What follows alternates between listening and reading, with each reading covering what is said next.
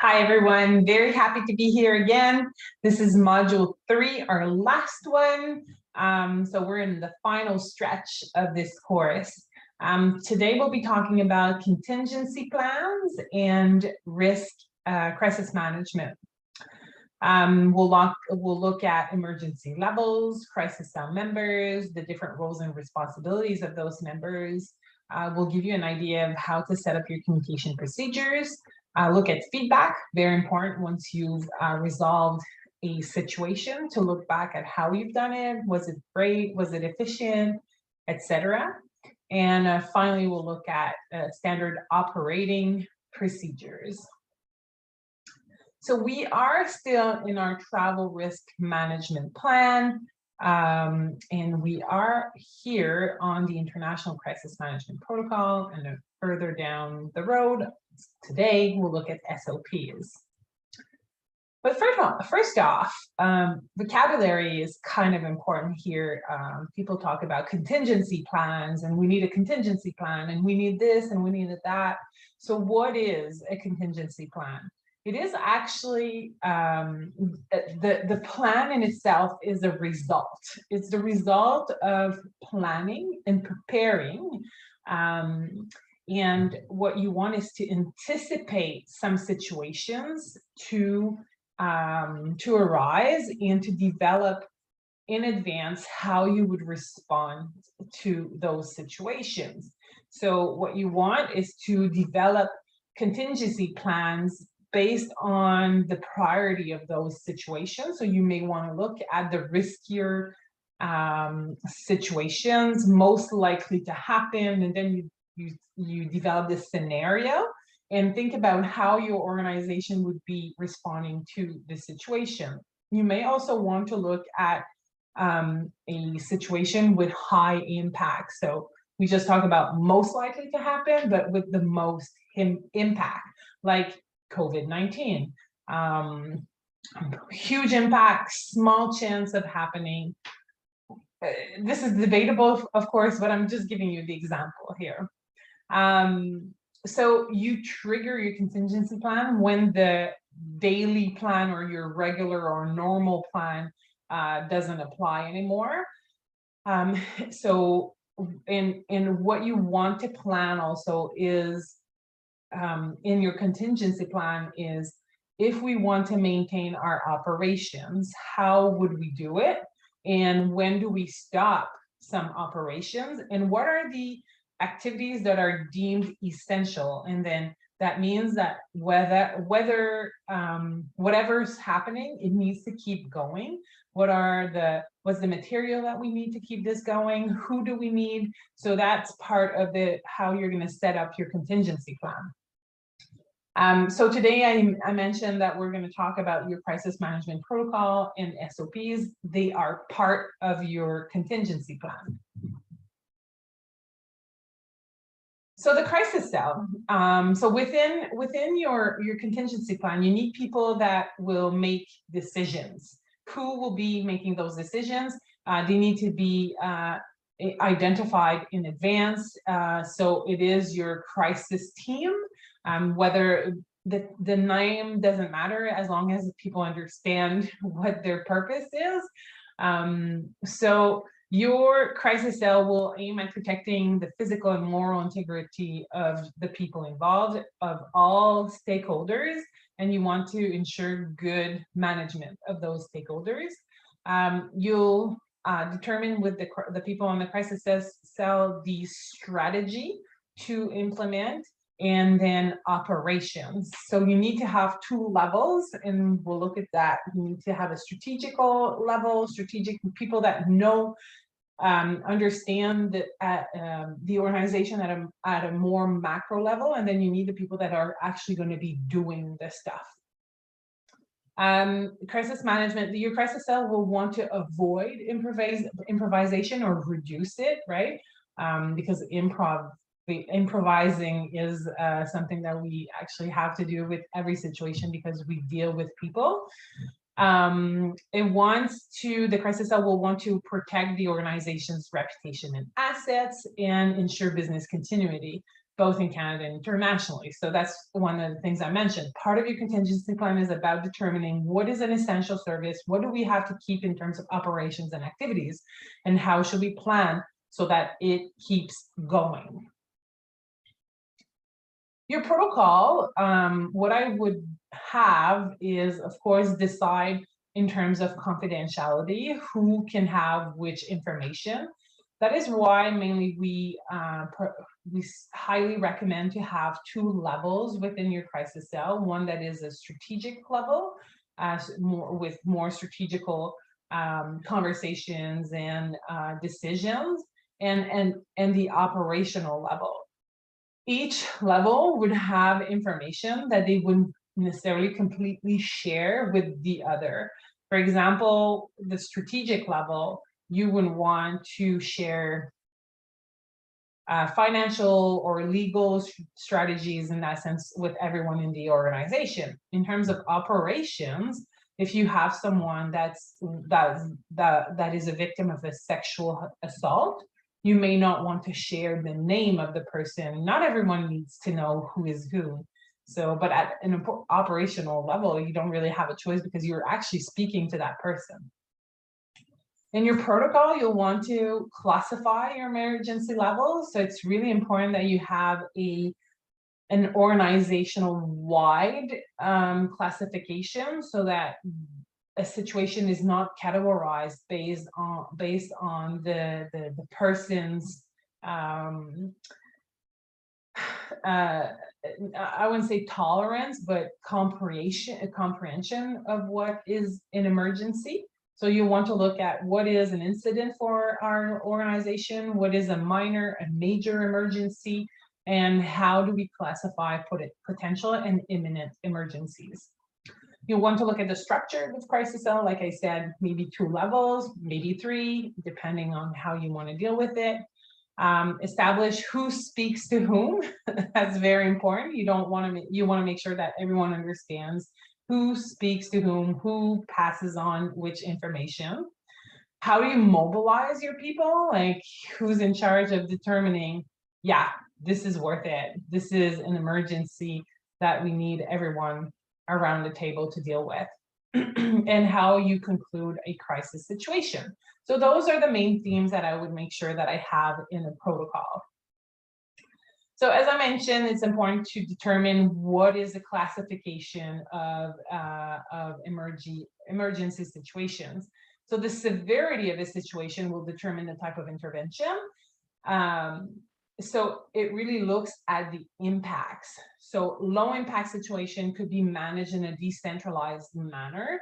So for example, someone that's gotten their credit card stolen. I doubt this is something that needs to go in to be managed by a crisis cell. It could be done decentralized, in a decentralized way. A minor emergency is something that would have medium impact situation. It could be someone's lost their passport. It requires logistics, but it doesn't need the crisis cell to be involved. So it could be potentially managed in a decentralized manner, but in collaboration with the crisis coordinator, and maybe we would want to inform the crisis cell. A major emergency is where we have high and critical impacts. So that's when I would actually mobilize a crisis cell. And sometimes it may actually require external resources to be managed as well. Finally, the potential or imminent situation is something that hasn't happened yet that we anticipate to happen. So there's a big storm coming, our people might be stranded. There's a rumor that there might be a coup or a protest. Those are things that we can potentially anticipate. So we would want to be ready. So I would make sure that our crisis cell is informed. So this is the kind of thing that you would want to think about. I would also think, it's not in there, but I would also think about how we want to report it. Do we inform? Do we report? How do we report? Do we report right after the incident or the situation has happened, or do we report once a month, or is it once a year? So it's very important that our crisis cell members are aware of what's going on, even though they're not mobilized. So, as I mentioned, it's important to determine an emergency level based on the impacts. You have the impacts on the left-hand side of the matrix. Then at the bottom, I've come up with an idea that might work in your organization or not. So a minor emergency, as I said, banking cards or credit cards were stolen. So it could potentially be minor. So having 1 to 5 people affected by the situation could be something that can still be handled in a decentralized manner. If it's only one sector of your organization, also, like I'll give you an example. We work a lot with the educational sector. We might have a field group, a field study group going abroad, and the International Bureau of is in charge, has a responsibility for the students. But even though the professor is going abroad with the group of students, the professor is the responsibility of the HR department. So that's where we would have potentially 2 units with 2 types of people potentially having to make decisions or bring in input. So I would, as soon as I have 2 different admin or departments or services or units that have to be there, I would make sure that it's done in a centralized manner, because we want to orchestrate the response. So even if it's a minor situation, because you have more people, meaning that you could require additional resources, them being human or financial, or that you have 2 units, I would potentially have right away a major emergency where I would mobilize my crisis cell. So this is something to think about and to develop within your organization.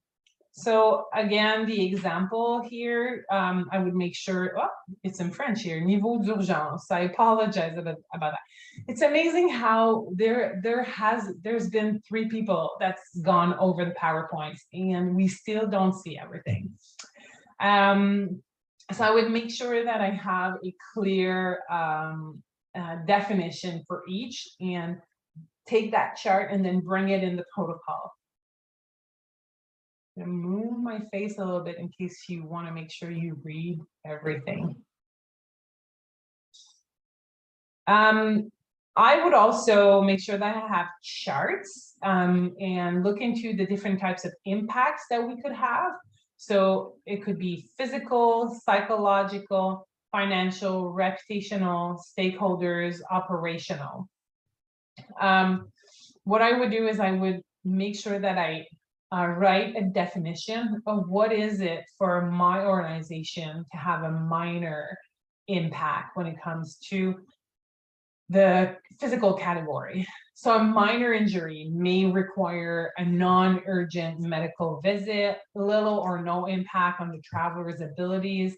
They can still go to work, they can still vacate, take part into their daily activities and tasks and responsibilities, maybe professional or not.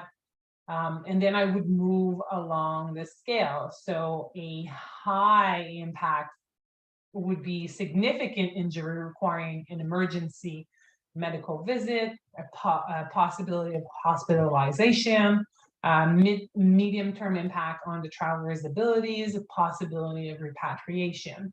And then critical would be requiring hospitalization and repatriation. So the aim with a chart like that is to make sure that everyone understands clearly, by asking with questions to the travelers or the stakeholders, where we stand in that chart, and to potentially even go in circle. Okay, in terms of physical, we have a minor injury, but in terms of psychological, the person is into a critical state. So as soon as we have something circled that falls into that matrix here that we had in terms of impacts, then it means that we have to mobilize the crisis cell. So that helps to objectivize a decision when it comes to classifying a situation and determining its emergency level. So this is something I would do for each category. So I gave you examples for physical and psychological. Now you'd want to do the same for financial, reputation, stakeholders, operation. You may have other categories that you want to look into, and that's closely linked actually to your risk taxonomy. So you may want to add legal in there, for example, or cybersecurity. So I talked to you about the flowchart. How do we build our crisis cell? In smaller organization, there might not be 2 levels, but in bigger ones, you have 2 levels. Well, we recommend to have 2 levels. So you would have the strategic and the operations. One of the main reasons is for confidentiality and making sure that the decisions are, the strategic team is capable of making strategic decisions and then passing on the information to the operations team, or it could be called within your organization a tactical team, depending. As you see, there are, in terms of the strategic team, there are 4 major roles.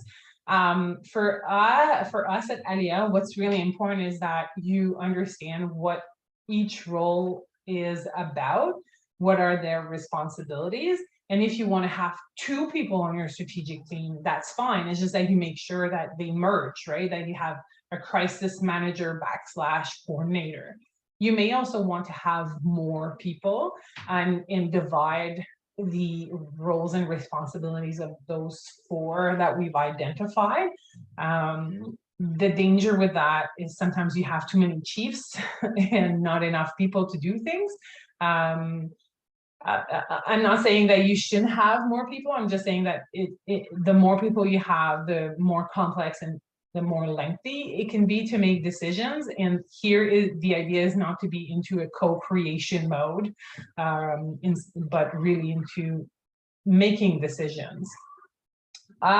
Same with operations teams. Usually it's a little clearer on who does what because it's very operational. This being said, your project manager, you may not have an administrative assistant, so the project manager may be doing the tasks as well, or you may have also an external resource, like instead of yourself rebooking plane tickets, you would turn towards your travel agency. So what's really important is to look into each of the roles and to identify the responsibilities. Here, I'm not going to read through all of them. I'll go through the different slides. It's just to give you an idea of which responsibility could be given to a specific role. As I've said, they can be merged, but also you can decide that your crisis manager is not the person that will be activating the crisis cell. It could be the crisis coordinator. So those responsibilities can be switched from one role to the other, but what's important is to not delete any of them. So those are important responsibilities, unless it actually makes absolutely no sense in your organization and you're the best person or the best, you guys are the best people to know that, but it shouldn't be removed. For example, inform the board of directors. Of course, if you don't have a board of director, you can remove it. That's what I mean. So roles and responsibilities in terms of the crisis manager, those are examples. Then we have crisis coordinator. One that is important here is to coordinate the operations team. So usually your crisis coordinator may be in a school, for example, the International Bureau manager or director.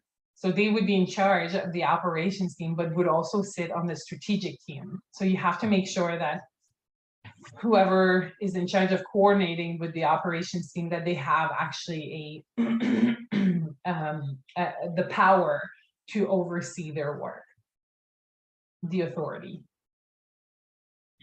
Again, here, information logistics manager, you want to make sure that everything that you do is written down, that you have someone that's calling the meetings.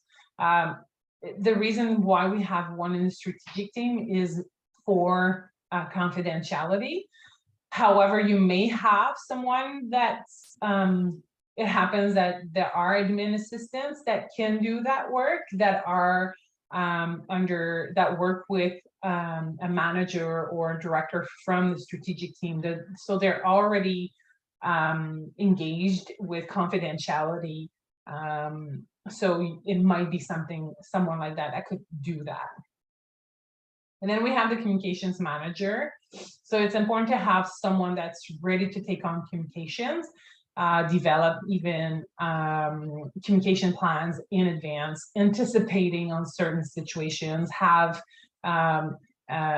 identified previously the channels where we would be communicating, having pre-approved response, templates, emails, things like that.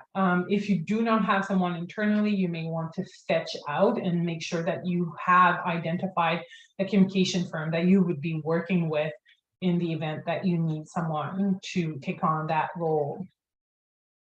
Now we're moving on to the operations team. So your project manager, it could be your country director, it could be the person in Canada in charge of the country or of a region.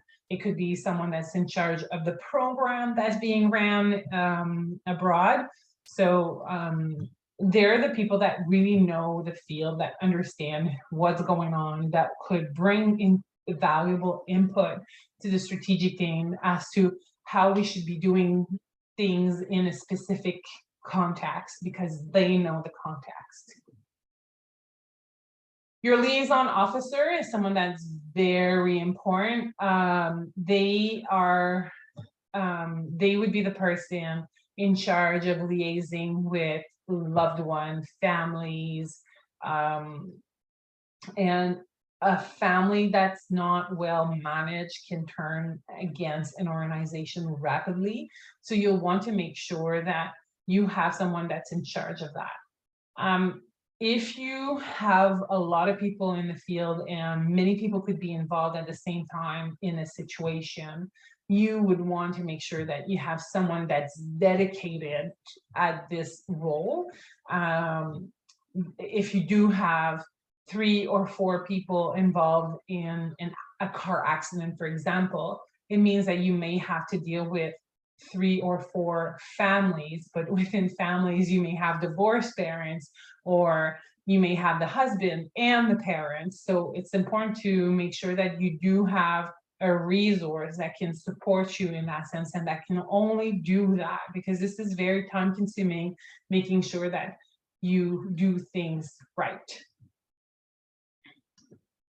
It's important to determine, in terms of your partners in Canada or abroad, what kind of responsibilities you want to give them when it comes to crisis management. Do they have a role to play or not? What kind of responsibilities you expect from them to be taken on? And once you've identified that, it's important to make sure that you have it in your protocol, your crisis management protocol, but also in your partner agreement. You want to make sure that they understand clearly what's expected from them, and to provide them with the adequate information and procedures and protocols so that they can actually follow your guidelines. So that's very important. When it comes to your group guide, it could be a professor, it could be staff, it can be a volunteer, whatever their status is, you want to make sure that they also understand what their responsibility is when it comes to crisis management. Do they have to take on some responsibilities or not? Would they be staying behind if one student is to fall sick and the rest of the group is leaving the country? All of these things should be identified way in advance. They should be discussed with the people that are going abroad with a group, and making sure that those roles and responsibilities appear in the agreement that you have with them. I spoke earlier about the importance of having clear communication procedures. I don't know if you have kids. I know that my partner has 2, and we have to make sure that we avoid triangular communication, meaning that if they go to dad and they ask for something and dad says no, and then they come to me for a yes, I have to make sure that I don't answer the question because it was my partner's job to do it. Because I may say yes and then contradict my partner. So you want to avoid that. I'm sure you can potentially relate to my example. So you should be identifying whoever is involved in your crisis cell and draw those arrows as to who speaks to whom. This is just an example of how things could potentially be done. But this is something that you should be doing, drafting on your side. Now, let's say we identify a situation as being critical, and it is a situation in which we want to mobilize our crisis cell. So how do you do it? You want to make sure that it's well established, and you understand that when the information comes in, it's clear as to how you the information moves along a flow chart. So first off, the information comes in where? Who has a 24/7 phone on them? Do you deal with, if you're an educational institution, you may have safety and security, and they have a 24/7 phone. Do they know that you have people abroad? Do they know which country they're in? Can they speak? Like, a lot of the times in Quebec, this may not be a challenge for you being in the rest of Canada, but in Quebec, safety and security in institutions, they'll speak French. However, partners abroad speak English. And if there's an issue and they call in, they'll speak English. So that raises some challenges in terms of language. You want to make sure that everyone comes in at the right place and that they are capable of taking in the information. And it's sort of a triage, right? Collecting the right information to determine what kind of situation it is and categorize it as being an incident, minor, major, or potential imminent situation. Then if you decide that every minor or major emergency requires the crisis cell, then you mobilize it.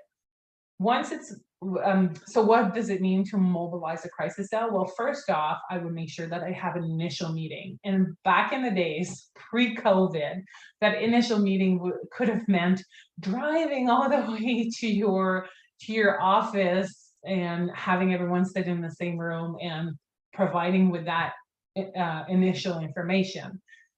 Nowadays, this is not it can be done differently. So if you have a WhatsApp group, or maybe even in Teams, you may have a group already set up. This is something that you would want to do right away within 15 minutes, saying, hey guys, we need to meet on the group. I've created the link. Here it is. We need to have a meeting. Then you determine a schedule. You make sure that everyone is reminded of their roles and responsibilities.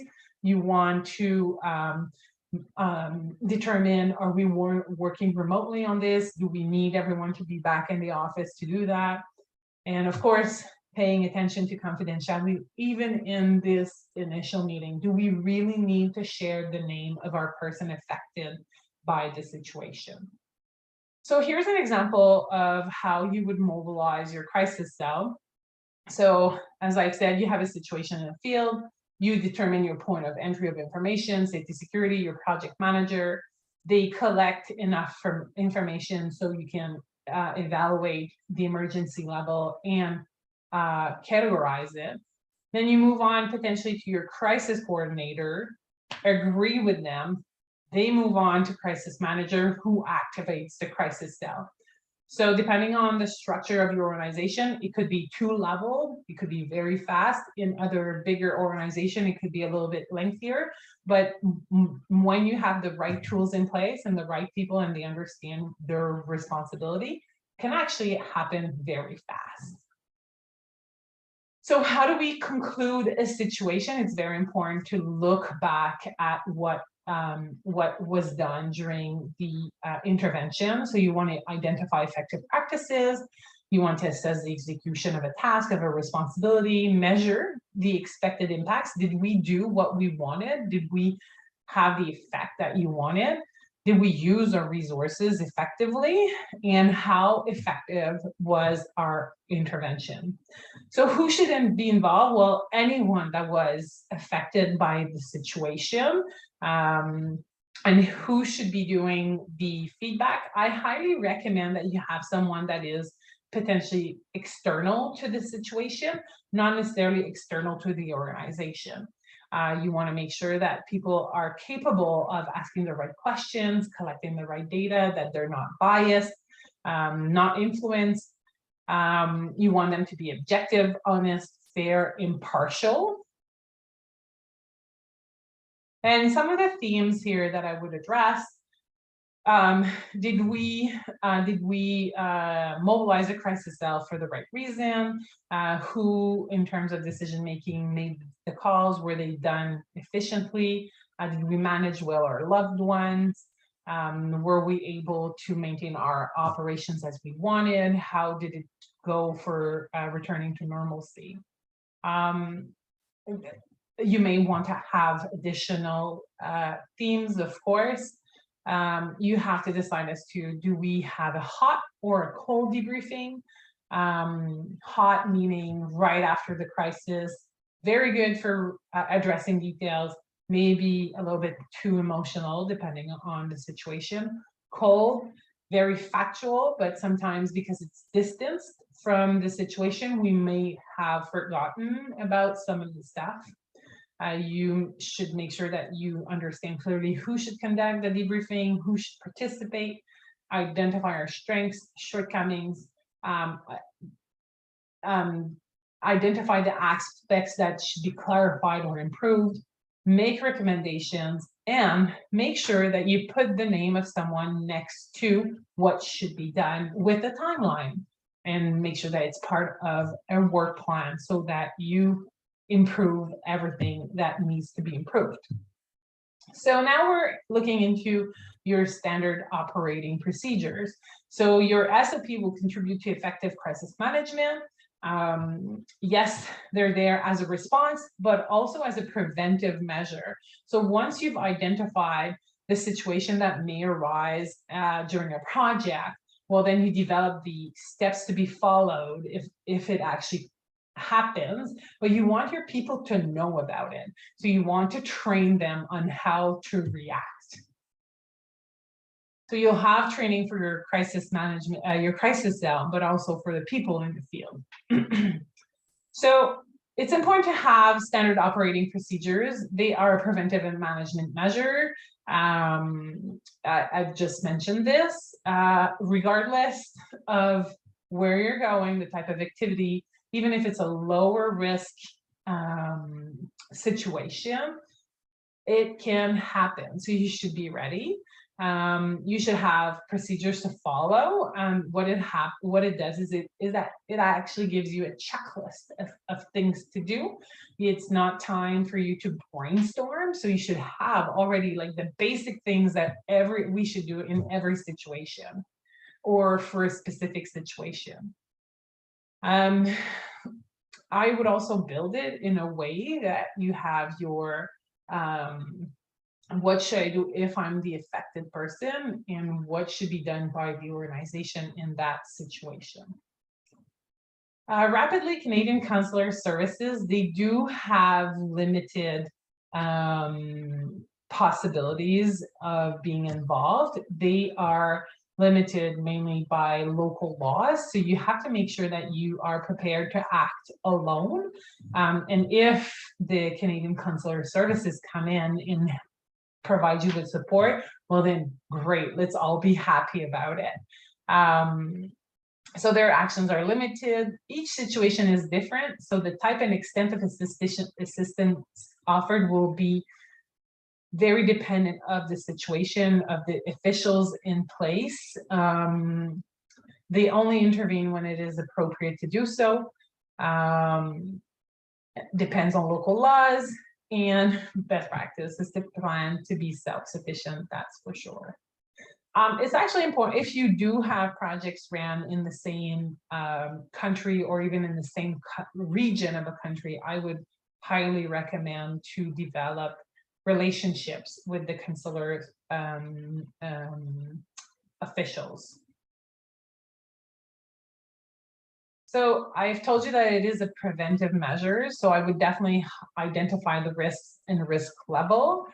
And then for each of the situation, I would develop the reactive behaviors to be followed by the affected person and by the organization. As I've said, you want potentially to prioritize depending on maybe the most likely event to happen or the most impactful. I would also use scenario-based planning to be creative and identify the different situations that could arise, but what could happen for each of the scenario we've thought about. And of course, inform and train the travelers as to what you expect from them doing.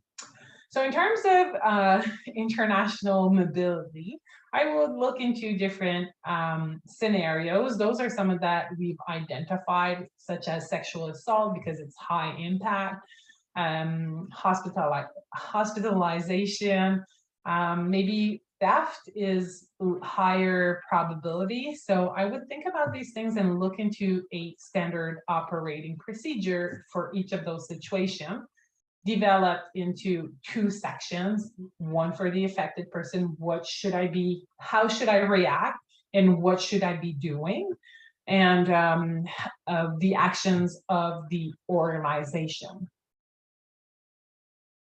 So what to do if it happens? How should we think about those SOPs? Well, first off, I would develop a scenario. Imagine the reactive behavior. So I'm being assaulted. How should I be reacting? So should I yell? Should I run? Should I fight for my life? Depending on how the situation is, we should think about these things in advance and identify the actions to be taken by the organization or the person.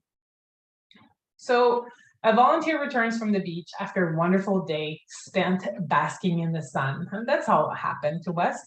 The latter has extended his presence by the sea to enjoy the sunset. Noticing the late hour, he decides to go through the back alleys to make it home in time for dinner. At the corner of a building, 3 young people shout out to him. They push him violently, are drunk, and brutally demand his personal belongings. So this is definitely a scenario. We've thought about this one. We thought, and one of the things that could be different is if it's a woman, it could be if they assault him with an arm. So how should the volunteer react? So here is an example of a few of the reactive behaviors that could be potentially expected, like understand the motive, hand over your stuff if that's what they want, and then it could be just finished there. Keep your hands visible, move slowly. If your life is in danger, use physical force to defend yourself, etc. By the way, we've provided you with a tool that actually goes furthermore into details for the physical aggression, so you have the full extent of the type of SOP that we would be developing for the physical aggression. And then I would look into how is my organization reacting. So first off, I turn towards my protocol. If it's sexual in nature, I should refer to my SOP in the event of sexual assault. Remain informed of the physical condition of my person. Should we bring them to the hospital? Should they have a medical visit? Stay informed of their psychological state, etc. So again, you can turn towards your tool to understand a little bit better of how your organization should be reacting.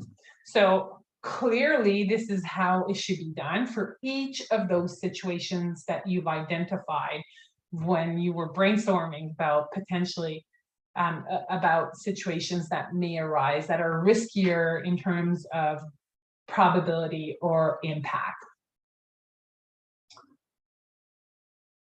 All right, so what I'm going to do is I'm just going to take a little pause. So I'm going to pause my video. I'm sure this is going to be okay, but just in case, I'm warning you. Hi, I think everything worked out pretty well with my little pause. I really needed some water and I didn't have a glass of water with me. So thank you for your collaboration. So we were discussing starting a standard operating procedures. So I mentioned that you should look into different situations that may arise. We looked at physical assault, for example. Another one that I would think about is the factors that can actually question the movement of your people. So there could be an imminent natural disaster. Of course, an earthquake is not something that we can predict necessarily. The eruption of a volcano, yes, maybe even a big storm.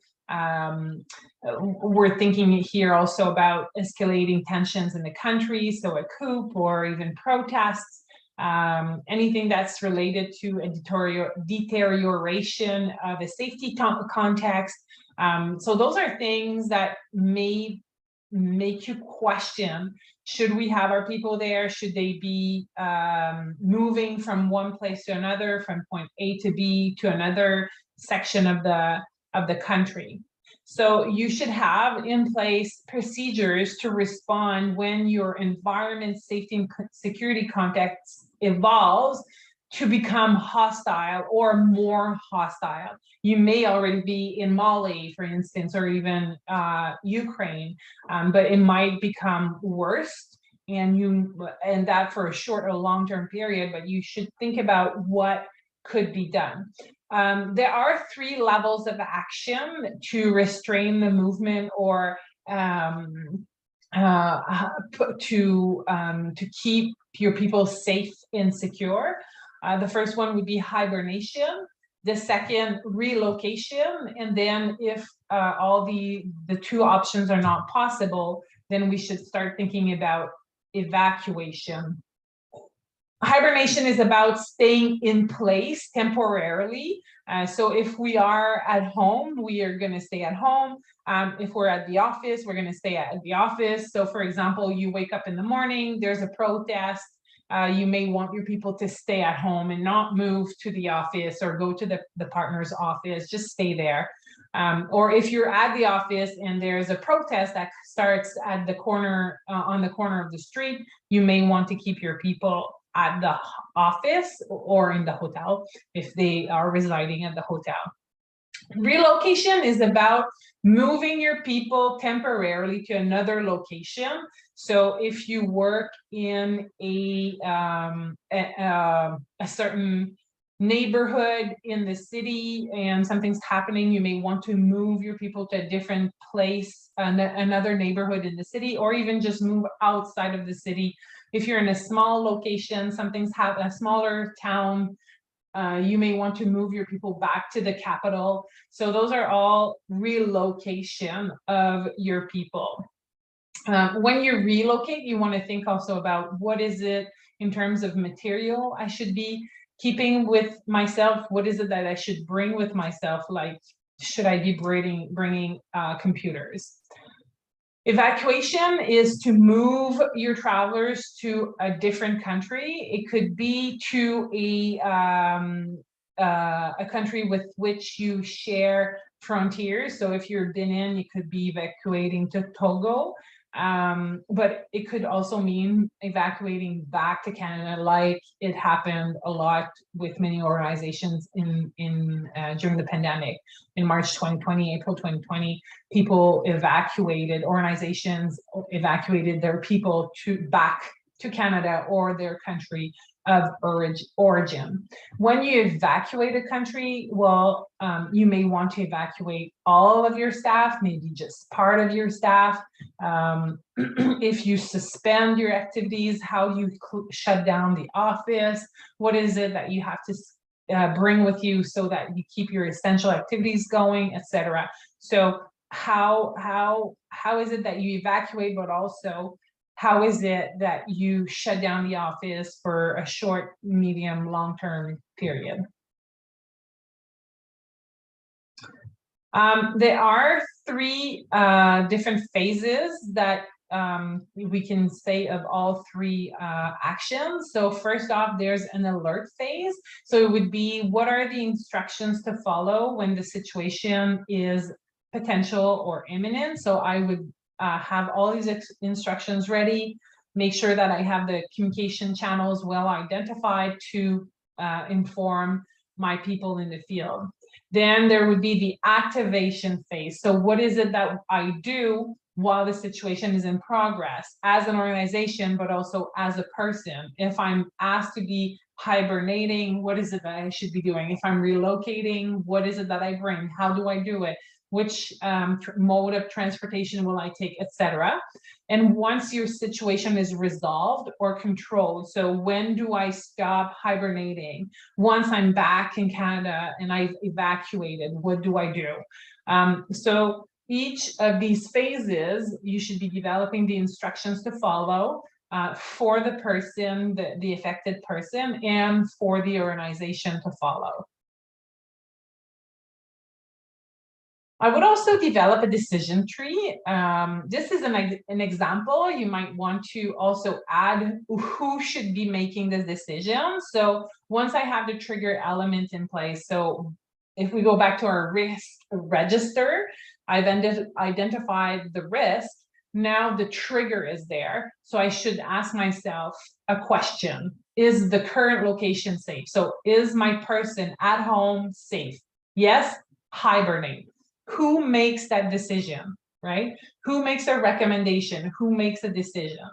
Is the current location safe? No. Is safe transportation possible? Yes. Do we relocate?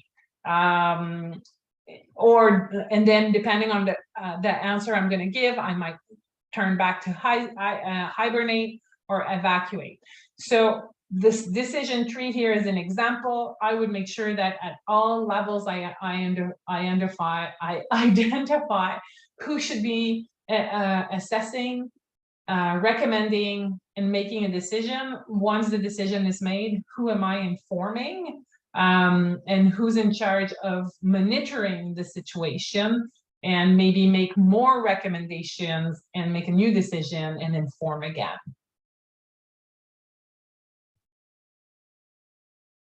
This is an example of a chart that I would be developing in terms of relocation, or there's another one on the next page for evacuation. So where am I located? I'm at the office. Where can I relocate? At the country director's residence, at the partner's office, at the Hotel Yacoubia, for example.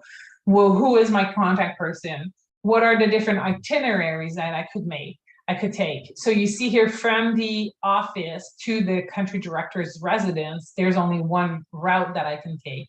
From the agency's office to the partner's office, there are 3 different ways that I can go. And for each, I write how much time it could take and what is it that I should consider when it comes to risk.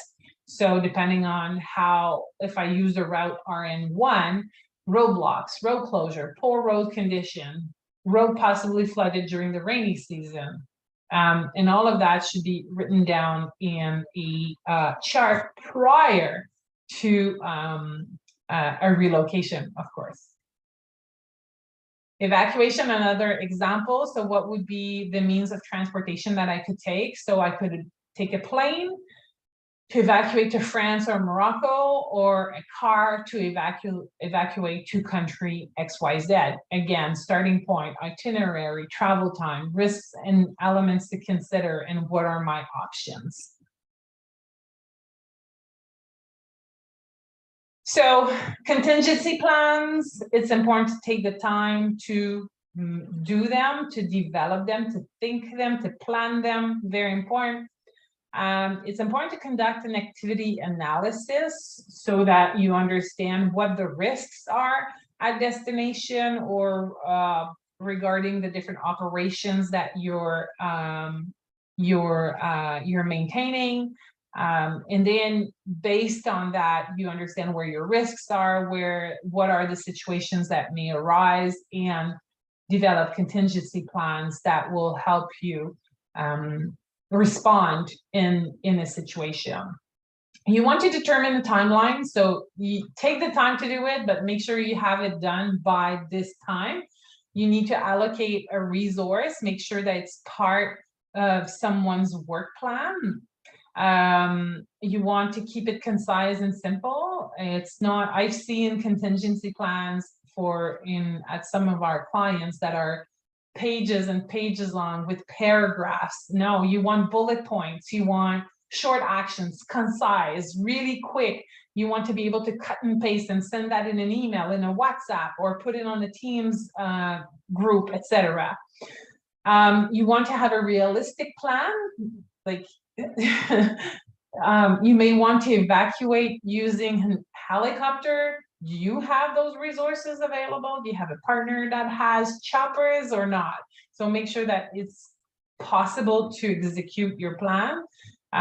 Make sure that your people involved in the plan know about it. So if you put your partner as a relocation possibility, they have to make sure that they have to know that they're part of your relocation plan. Test your plan, do simulations, document everything with your operations log, update your plan, notify of revisions, meaning that if you make improvements, if you bring changes, make sure that if it changes to a point that people need to be informed, that you inform them, that you run new simulations according to the new ways of doing things. And of course, it's important to evacuate your plan once you've used it. So what worked, what didn't work, what needs to be improved, and who should do it. So this was a big session again. I even had to take a break to grab a glass of water. Now that we've reached the end, here is your homework. So first off, I would think about on your side, who are the members of your crisis cell? Who would you like to have there? How many would be optimal for you and your organization? And remember the two scenarios we've identified the previous week after module 2. I asked you to look at your risk taxonomy and identify a low probability, high impact, high probability, moderate impact, if I'm not mistaken. Then for those two scenarios, please identify triggers. Identify the spaces. I see there's an I too much, a typo. Identify spaces and roads to be used in the event of a relocation. Elaborate the instructions to be followed in the event of an evacuation, and develop the evacuation chart for one of your project locations. So this should be helpful in understanding who you have to turn towards to get information. Do you have all the information that you require? Do you need the involvement of other stakeholders to help you identify the roads to be used, for example? So good luck with that homework. This is our last recording. I hope you had a great time, and I look forward to be discussing with you soon in a couple days. Take care.